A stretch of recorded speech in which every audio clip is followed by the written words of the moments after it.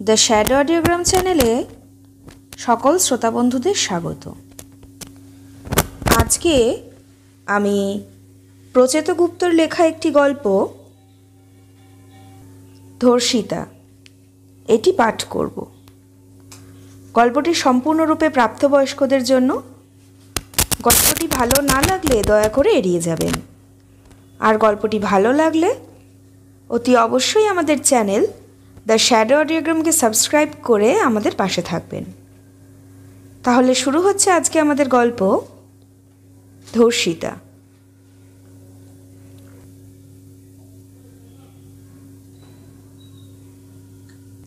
ঠান্ডা একটা শিরশিরানি পিঠ থেকে পা পর্যন্ত নেমে গেল বিদিশার। নিচু গলায় বলল, মানে কি বলছো তুমি? মোবাইলের ওপ্রান্তে ক্রুদ্ধ অনিকে দাঁতে দাঁত চেপে বলল, মানে আবার কি? কিছু বুঝতে পারছো না?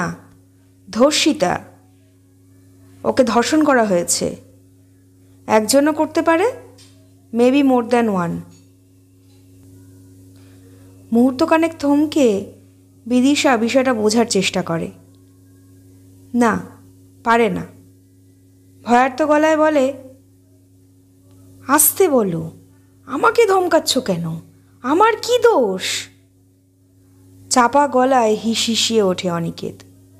বলে, না, তোমার দোষ নয়, দোষ আমার। লোক তো তুমি রাখোনি, আমি রেখেছি। মাথার ভেতর সব তালগোল পাকিয়ে যাচ্ছে, তবু নিজেকে শান্ত রাখার চেষ্টা করল বিদিশা। আমরা দুজনেই রেখেছি অনিকেত, দুজনেরই দরকার ছিল। বিদিশার শান্ত গলা শুনে অনিকেত আরও রেগে গেল। দাঁতে দাঁত ঘষে বলল, আমার দরকার ছিল না, দরকার ছিল তোমার। তুমি ভয় পাচ্ছিলে, পাছে চাকরি ছাড়তে হয় সেই ভয়। এই তো 2 পয়সার চাকরি, প্রাইভেট কোম্পানিতে পেটি ক্লার্ক। বিদিশা আবার নিজেকে শান্ত রাখার চেষ্টা করল। মোবাইলে প্রায় মুখ ঠেকিয়ে বলল, কি হচ্ছে কি অনিকেত?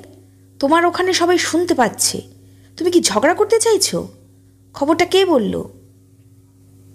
অনিকেত নিজেকে খানিকটা ধাতস্থ করল, গলা নামিয়ে বলল, শিবু। শিবু কে? আমাদের ওয়ার্কশপের স্টোর কিপার। বলেছিলাম না শিবুকে দিয়ে খোঁজ নেব, মনে পড়ছে? মেয়েটার গ্রামেই শিবু শ্বশুর বাড়ি। কদিন আগে বলেছিলাম, আজ বলল। কি বলল?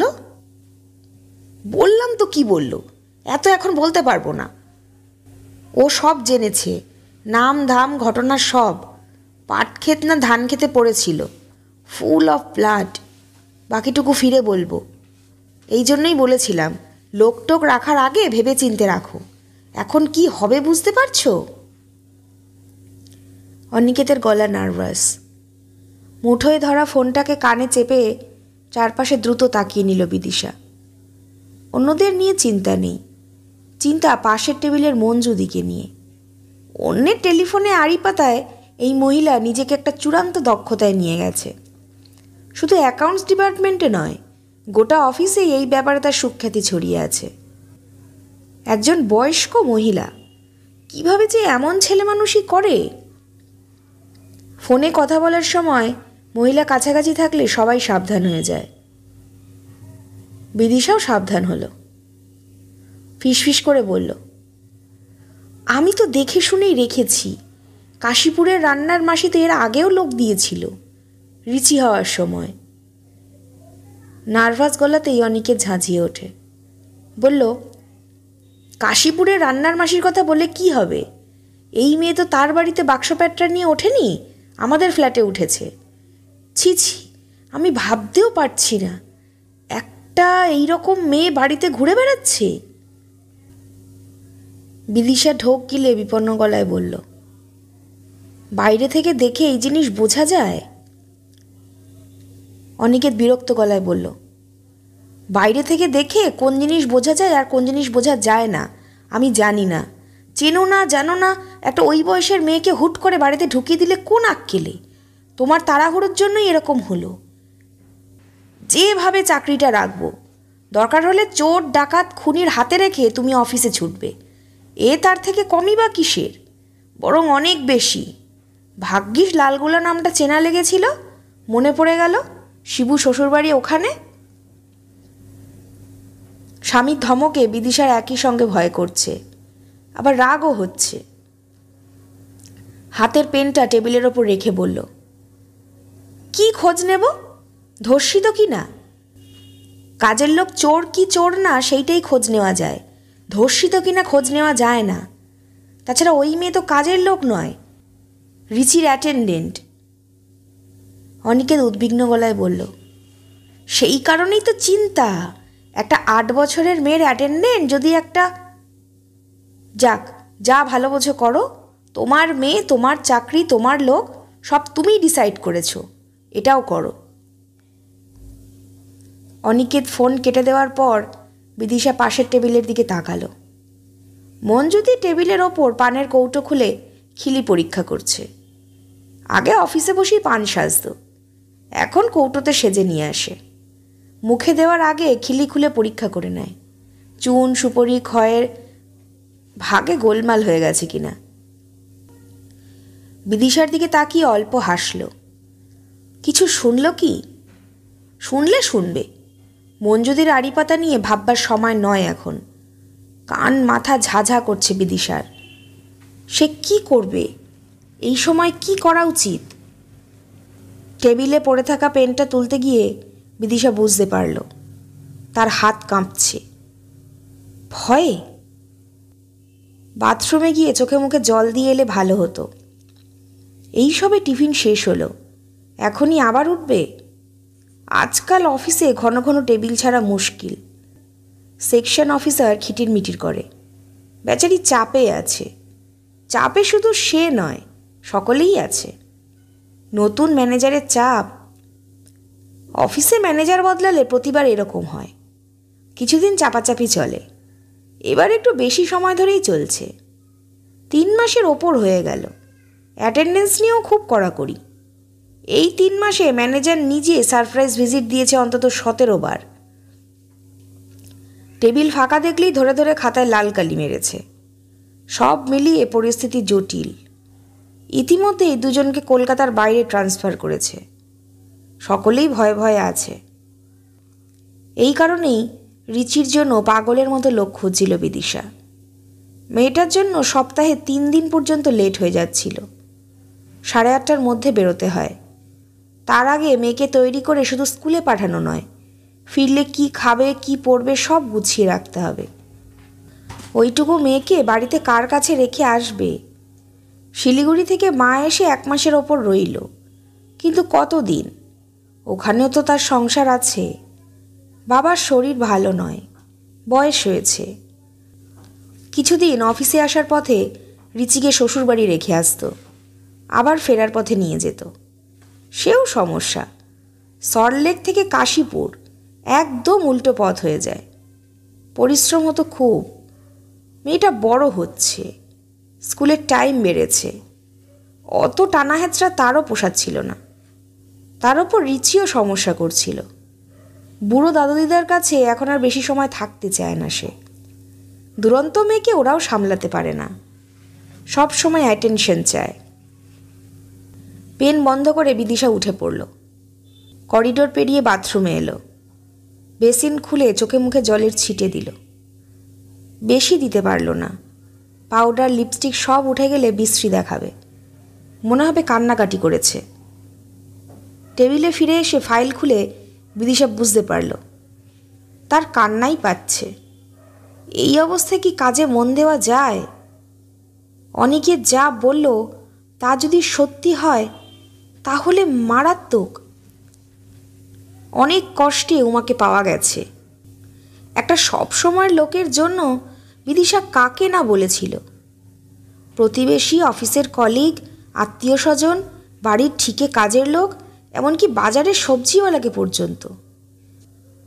দেখো না, কাউকে যদি পাও, অন্য কোনো কাজ করতে হবে না, শুধু মেয়েটাকে দেখবে, দিনরাত থাকবে, খাওয়া পড়া তো দেবই, পুজো আছে, জামা কাপড় সব পাবে।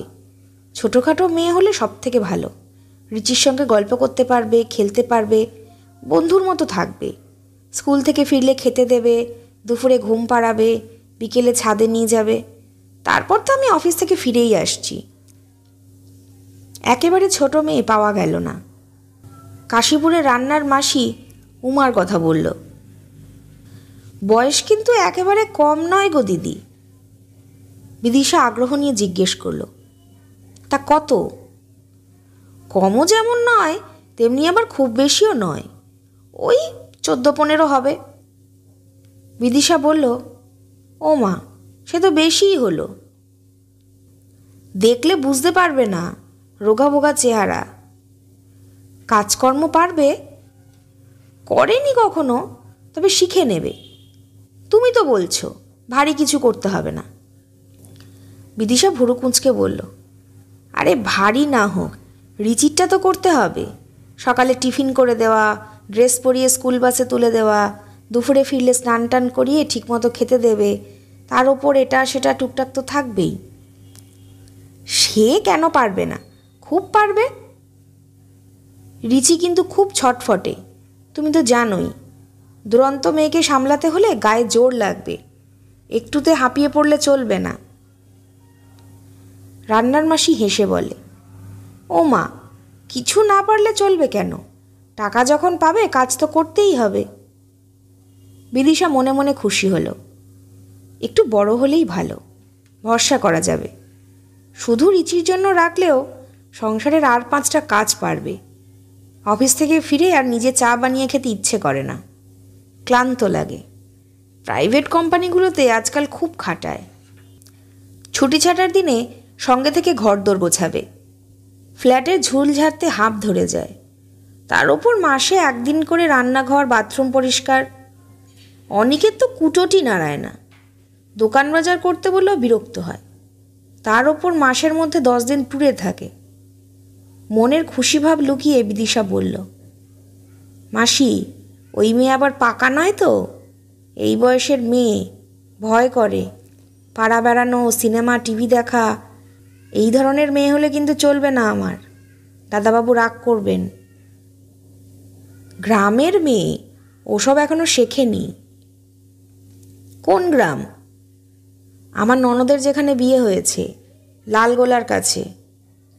মেয়ের বাবা খুব করে কাজ খুঁজছে। মেয়ে বড় হচ্ছে, রোজগারপাতি ছাড়া ঘরে বসে গিললে সংসার চলে? পাড়াগায়ে মেয়েদের রোজগারের পথ কই? বিয়ে থা ছাড়া বেশি দিন পড়ে থাকলেই গোল্লায় যায়। আমি শুনে বললাম, দাঁড়া, দিদিকে আগে জিজ্ঞেস করি, দিদি লোক খুঁজছে। বিদিশার খুশি ভাবটা বাড়ল। সদ্য গ্রাম থেকে এলে একদিক থেকে ভালো, কয়দিন একটু হয়তো শিখিয়ে পড়িয়ে নিতে হবে, তা হোক। 5 বাড়ির কাজ করে আসা হলে প্যাঁচ পয়জার বেশি থাকে, দরদাম বোঝে, অল্পে মন ভরে না এদের। কথায় কথায় হাত পাতে, এটা চাই ওটা চাই। প্রথমে সাবান দিয়ে শুরু হয়, তারপর পাউডার লিপস্টিক এইসবও চলবে। তাদের অফিসের বটুকবাবুর এই কাণ্ডই হয়েছে। ড্রাইভারকে মাসে 1 বার সিনেমা দেখার ছুটি দিতে হয়, সেই সঙ্গে টিকিটের দাম। এরও হবে, তবে সময় লাগবে। ততদিনে রিচি আরও একটু বড় হয়ে যাবে। বিদিশা বলল, আর জিজ্ঞেস করার কিছু নেই মাসি, তুমি ওই মেয়েকেই নিয়ে আসতে বলো। কদিন রেখে দেখি কাজকর্ম ঠিকমতো পারে কি না। টাকা পয়সার কথা পরে হবে। আচ্ছা, মেয়ের স্বভাব চরিত্র কেমন? হাত টানের অভ্যাস নেই তো?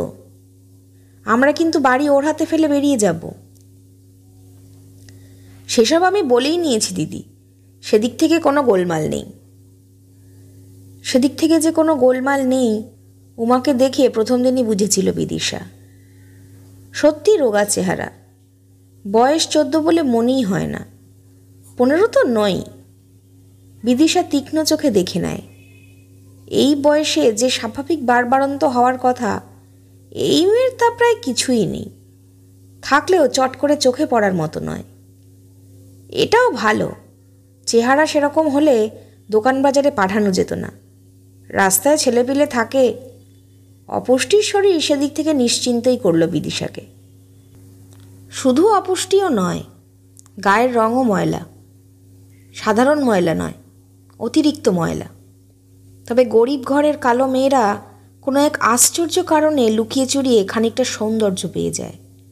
এই মেয়েও পেয়েছে।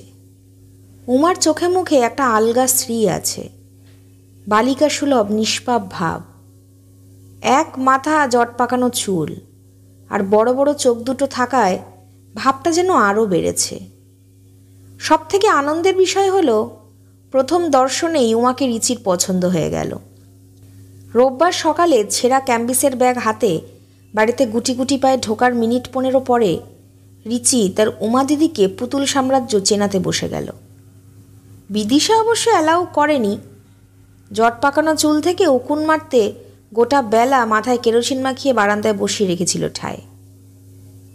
অনিকেত ঘরে ডেকে নাক সিটকে বলল, শুধু উকুন নয়, তুমি ওই মেয়ের জন্য নতুন জামা কাপড়ের ব্যবস্থা করে দাও বিদিশা। এখনই দোকানে যাও, রিচির কাছে সারাক্ষণ থাকবে, আর ওর ওইসব ছেঁড়া নোংরা জামা ও তো জামসে ভর্তি মনে হচ্ছে। বিদিশা তৃপ্তির হাসি হেসে বলল, আরে বাবা যাচ্ছি। যাক, রিচি যে ওকে অ্যাকসেপ্ট করে নিয়েছে এটাই নিশ্চিন্তি। অনিকেত খবরের কাগজে চোখ রেখে ঠাট্টার সুরে বলল, নিশ্চিন্তে অফিস যেতে পারবে বলে বলছো তো? তবে এত তাড়াতাড়ি নিশ্চিন্ত না হওয়াই ভালো বিদিশা। কদিন যাক, দেখো চুরি টুরির অভ্যেস আছে কি না। বিদিশা মুখ ঘুরিয়ে বলল, সে আমার দেখা হয়ে গেছে। টেবিলে 10টা টাকা আর খুচরো কটা পয়সা পড়েছিল। আমি আড়াল থেকে নজর করেছি। ওই মেয়ে তাকিয়েও দেখল না। এক ধরনের আওয়াজ করে অনিকেত বলল, 10 টাকা দিয়েই বুঝে গেলে? যা বোঝার 10 টাকা কেন, 10 পয়সাতেও বোঝা যায়। মেয়েরা লোভের চোখ চিনতে পারে, বুঝেছ? ওই মেয়ে চোর নয়। অনিকেত খবরের কাগজ সরিয়ে মিটিমিটি হেসে বলে, আমার লোভের চোখ কি তুমি চিনতে পারছো বিদিশা? যদি পারো তাহলে খুবই ভালো, না পারলেও ক্ষতি নেই। দরজাটা বন্ধ করে এদিকে এগিয়ে এসো, আমি চিনিয়ে দিচ্ছি। বিদিশা চোখ পাকিয়ে বলে, এই সাত সকালে অসভ্যতামি করো না। মুখে যাই বলুক, মনে মনে খুশি হলো বিদিশা।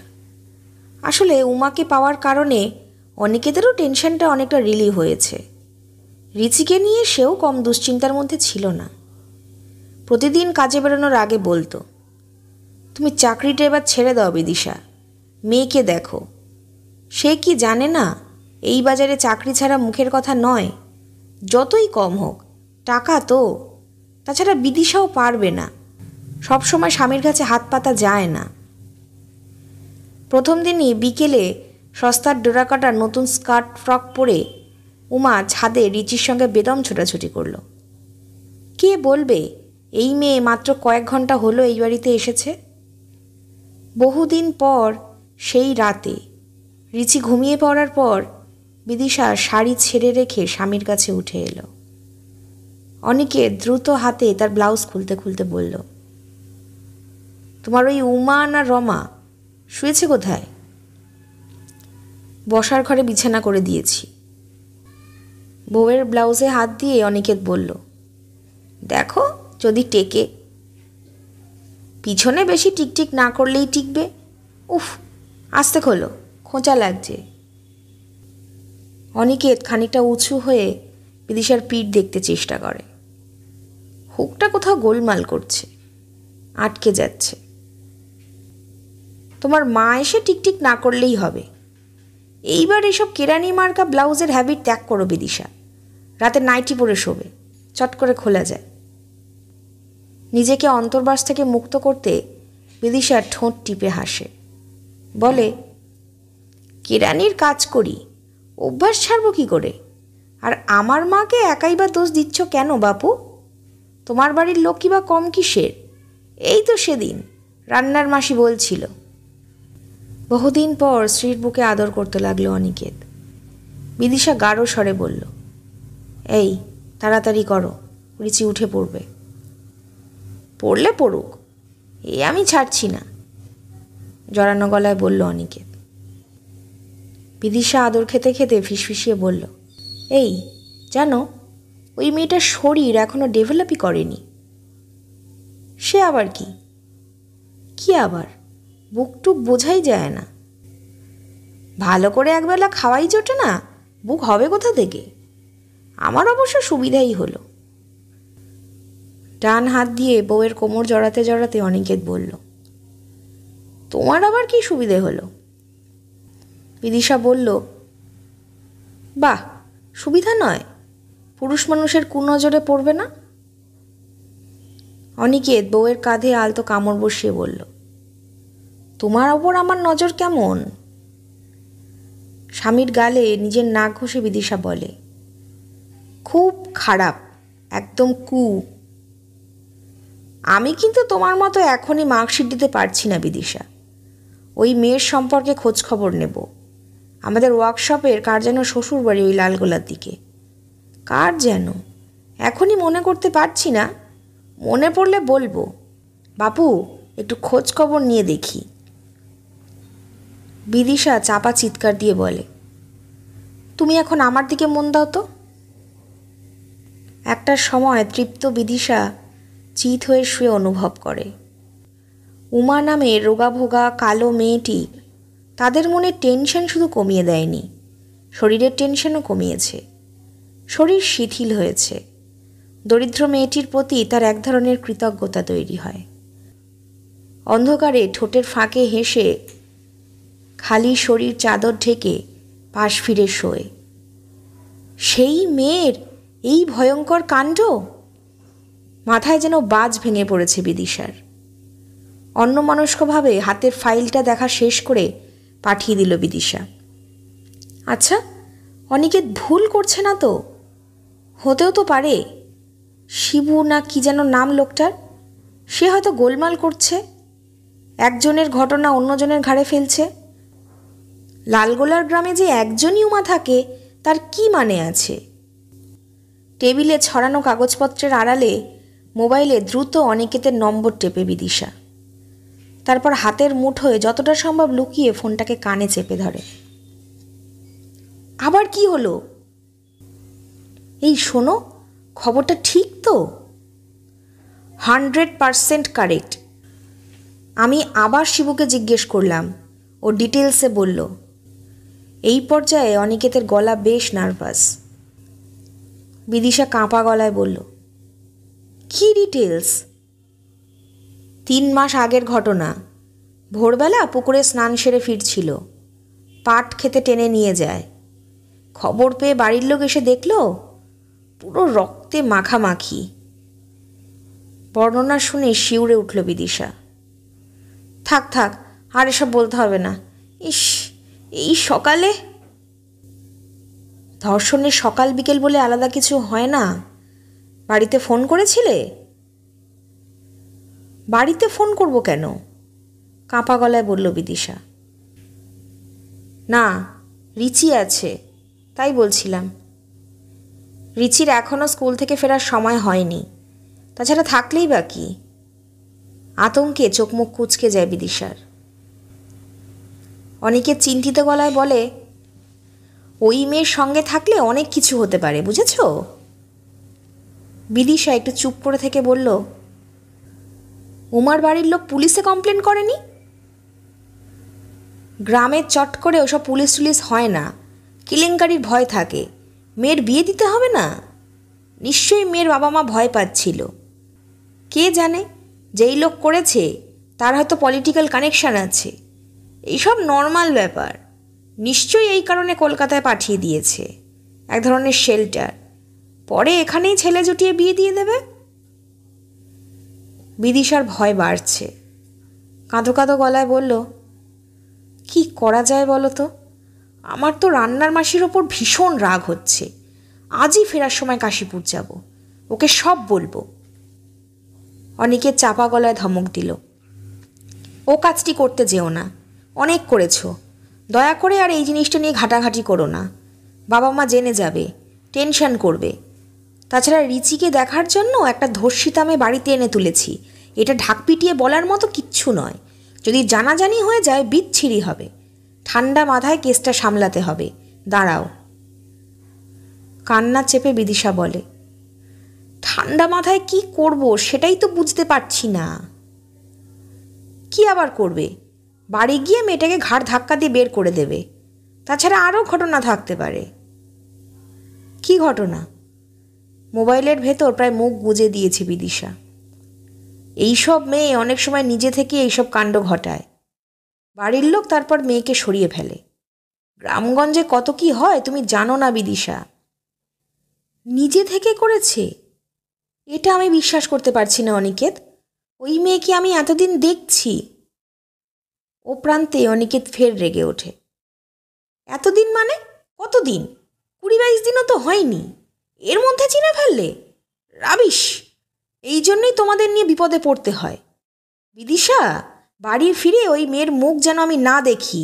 তুমি ওকে তাড়াবে, তুমি না পারলে আমি গিয়ে ওকে তাড়াবো। আর তুমি যদি অফিস কামাই না করতে পারো, আমি বাড়িতে থেকে রিচিকে পাহারা দেব। দুম করে ফোন কেটে দিল অনিকেত।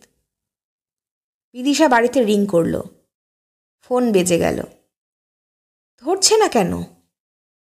প্রথম প্রথম ফোন ধরতে ভয় পেত মেয়েটা। কিছুদিনের মধ্যে শিখে নিয়েছে। মাথা পরিষ্কার। শুধু ফোন নয়, এখন গ্যাস, টিভি, গিজার সবই চালাতে পারে। যত্নও আছে। কাজের লোকেরা ফ্রিজের দরজা জোরেই বন্ধ করে। কদিনের মধ্যেই দরজা দফা রফা হয়। রবার প্যাড, ম্যাগনেট সবই গোলমাল করে। এই মেয়ের বেলায় তা হচ্ছে না। শহরের কায়দা কানুনে দ্রুত অভ্যস্ত হচ্ছে। বিদিশা আবার বাড়ির নম্বর টিপল। না, ধরছে না। কি হলো? ভেতরে ভেতরে সামান্য কাঁপুনি অনুভব করল বিদিশা। কবজি উল্টে ঘড়ি দেখল। রিচির ফেরার সময় হয়ে এসেছে। আজকাল রিচির খাওয়ার সময় উমা গল্প বলে, নিজের গ্রামের গল্প। ক্ষেত, মাঠ, পুকুর, ঝুড়িনামা বুড়ো বটগাছ। অবস্থা এমন হয়েছে, উমা দিদির গল্প না শুনলে রিচি এখন মুখে ভাতই তুলতে চায় না। নিশ্চিন্ত হয়েছিল বিদিশা।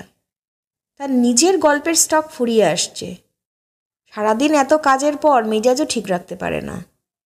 রাতে বকাঝকা করে মেয়েকে খাওয়াতে হতো। উমার গল্প একটা সুন্দর অভ্যেস তৈরি করেছে। এখন অন্যরকম মনে হচ্ছে বিদিশার।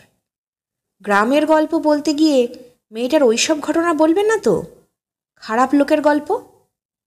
পরক্ষণেই মনে হলো, ছি ছি, এসব কি ভাবছে, কেন ভাবছে? ভয় পেলে মাথায় হাবিজাবি চিন্তা আসে।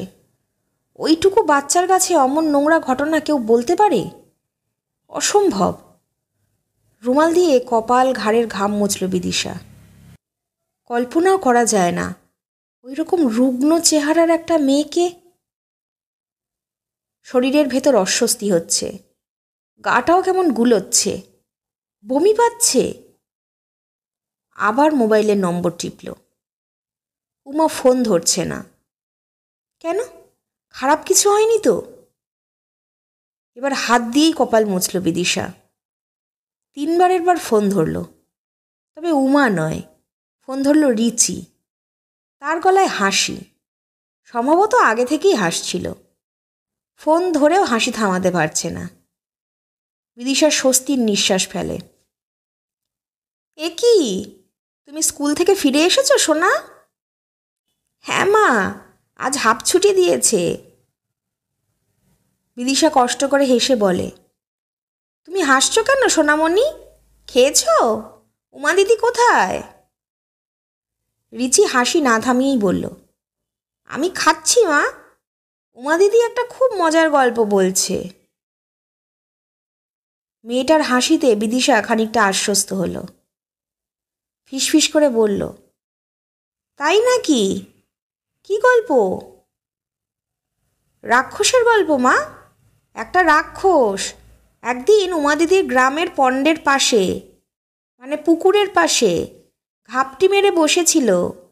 যেই রাজকন্যা স্নান সেরে পণ্ড থেকে উঠছে, মা আমি এখন ফোন ছাড়ছি, গল্প শুনতে যাচ্ছি, ঠিক আছে? গল্প শেষ হলে তোমায় ফোন করব, কেমন? থম মেরে বসে রইল বিদিশা।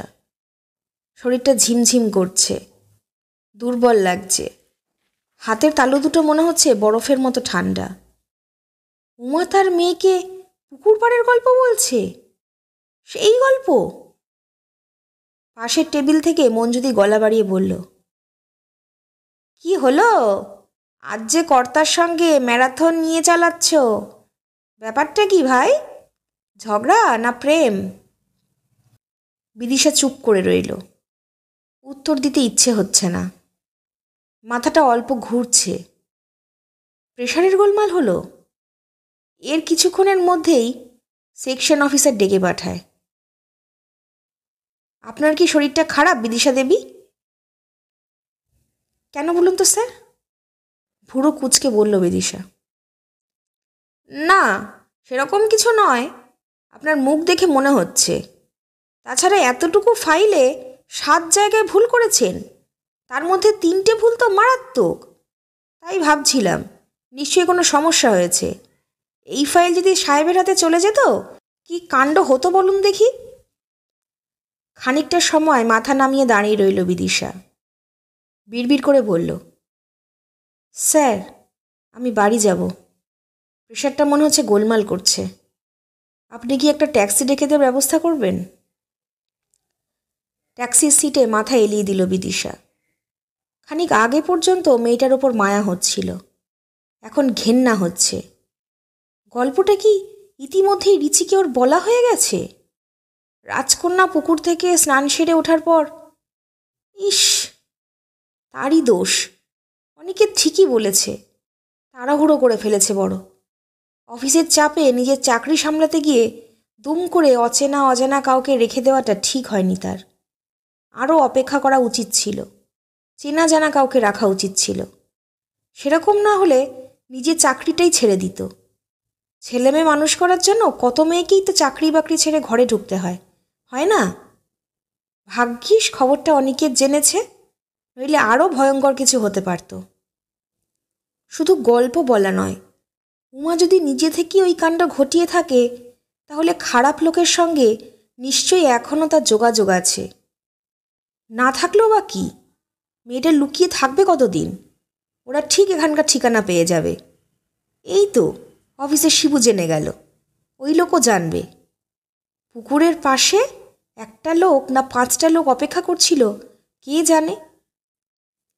যটাই হোক, ঠিক খবর পাবে। উমা অনেকটা সময় কলকাতার একটা ফ্ল্যাটে একলা থাকে, সঙ্গে রিচি নামের একটা শিশু। তারপরে একদিন যদি দুপুরে এসে পশুগুলো কি রিচিকে ছাড়তো? মাগো, শিউরে উঠে চোখ বুঝল বিদিশা। এই কদিনে যে কিছু হয়নি তাই যথেষ্ট। হাত জোর করে কপালে ঠেকালো বিদিশা। বড় রাস্তা ছেড়ে বাড়ির গলিতে ঢোকার মুখে বিদিশা সিদ্ধান্ত নিল, আজই উমাকে কাশীপুরে রেখে আসবে। এই ট্যাক্সিতেই যাবে। পরে রান্নার মাসি যেভাবে পারবে মেয়েটাকে দেশে ফেরত পাঠিয়ে দেবে। কাউকে কিছু বলার দরকার নেই, শুধু বলবে মেয়েটাকে আর রিচির পছন্দ হচ্ছে না, মানিয়ে নিতে পারছে না। ব্যাস, 20 দিনের বদলে না হয় পুরো মাসের মাইনেটাই দিয়ে দেব। কাশীপুর থেকে ফিরে রিচিকে খাওয়াতে বসলে মেয়েটা কান্না জুড়ল। বার কয়েক বারণ করার পরেও সেই কান্না থামল না।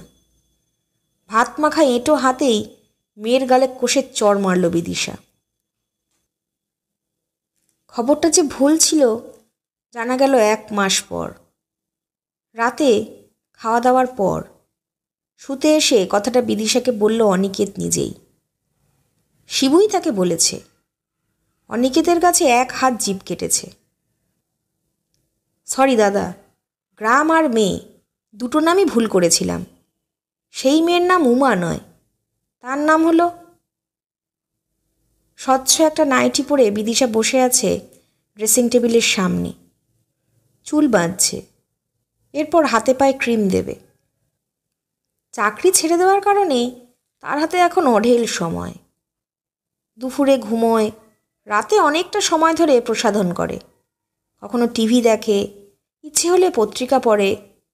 স্বামীর দিকে মুখ ঘুরিয়ে বলল, তুমি কি বললে?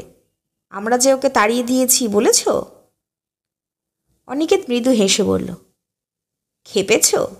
আমাদের সম্পর্কে কি ভাববে বলো তো? সে তো ঠিকই করেছ। গভীর রাতে আদর সেরে ক্লান্ত অনিকেত ঘুমিয়ে পড়ে। খালি শরীরে বিদিশা জেগে থাকে অনেকক্ষণ।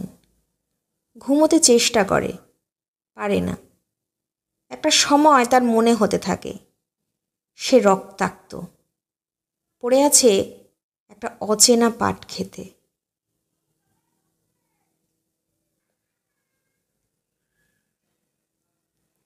একটি ছোট ঘটনা আমাদের জীবনে যে কত বড় প্রভাব ফেলতে পারে, গল্পটি থেকে সেই রকমই ধারণা হয়।